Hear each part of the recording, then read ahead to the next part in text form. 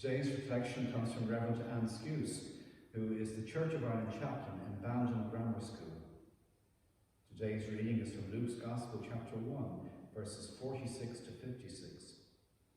And Mary said, "My soul magnifies the Lord, and my spirit rejoices in God my Saviour, for he has looked with favour on the lowliness of his servant. Surely from now on all generations will call me blessed.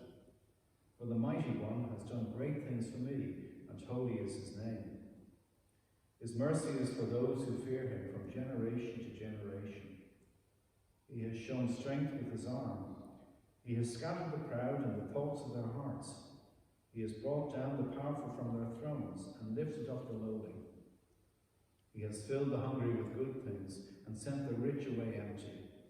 He has helped his servant Israel in remembrance of his mercy, according to the promise he made to our ancestors, to Abraham and his descendants forever."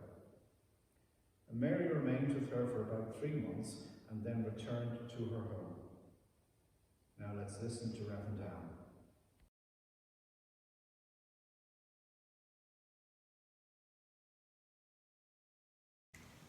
Greetings to you all. It is a great privilege for me to have been asked to share this Advent journey with you in these strange and challenging times.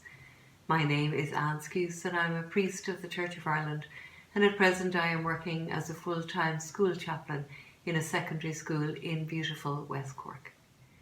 Last week I was given a copy of a newly published book called A Page from My Life, which is a selection of stories from listeners to the Ray D'Arcy show on RTE Radio 1.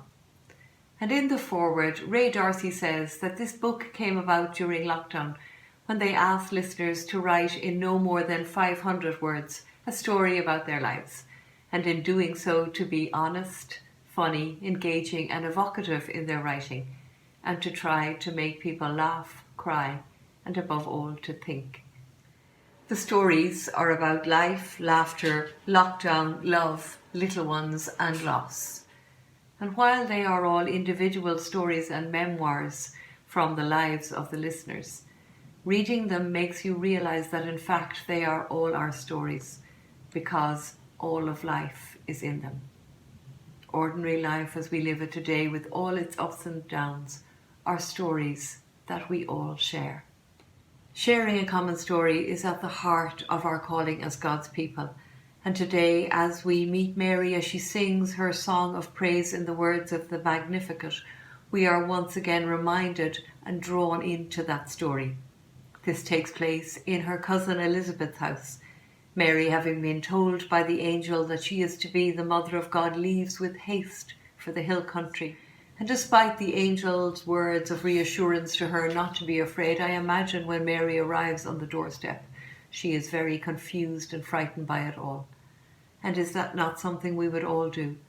On hearing life-changing news, would we not all go straight to someone who we trust, someone with whom we could talk things over and who would help us to get our heads straight? Mary's world has suddenly been turned upside down.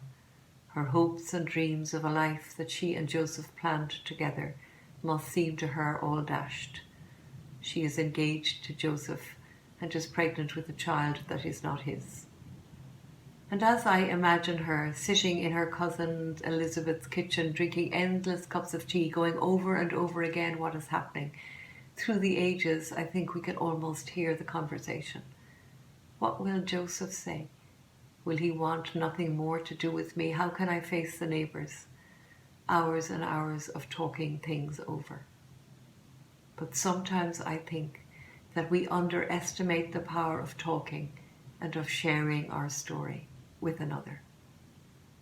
In Mary's case, it seems to me that it is in the very talking things over and sharing her story with Elizabeth that she begins to understand and accept what is about to happen.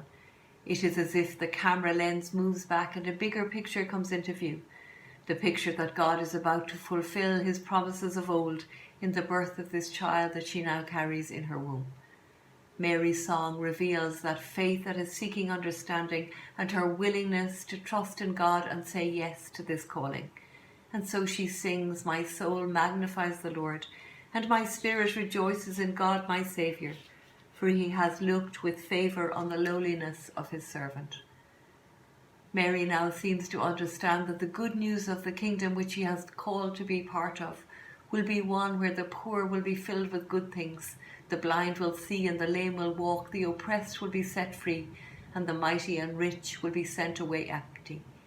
It is a kingdom of justice and equality where everyone has a place at the table and where all feel loved, included and seen. Is that not something to sing about? Mary's willingness to say yes and then to act on it challenges us in this holy season of Advent and at this very difficult time in our history, not to be afraid to sing and to share our story of the good news of Jesus Christ as we go about our daily lives. And above all, it begs us to ask the question, what is God asking me to say yes to this day? Amen.